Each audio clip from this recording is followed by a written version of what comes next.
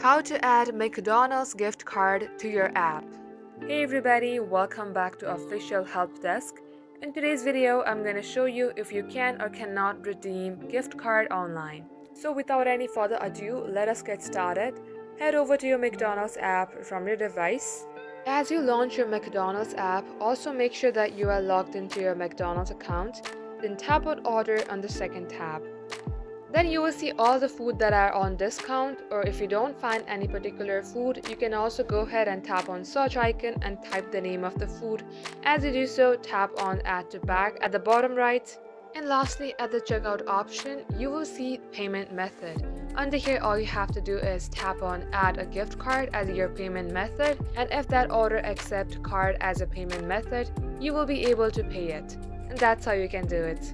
Thank you for watching the video till the very end. If you would like to see more videos on this, then do comment down below. We will catch you up in our next upload. In the meantime, do like this video and subscribe to our channel, and don't forget to hit the notification bell so that you can never miss an update from us.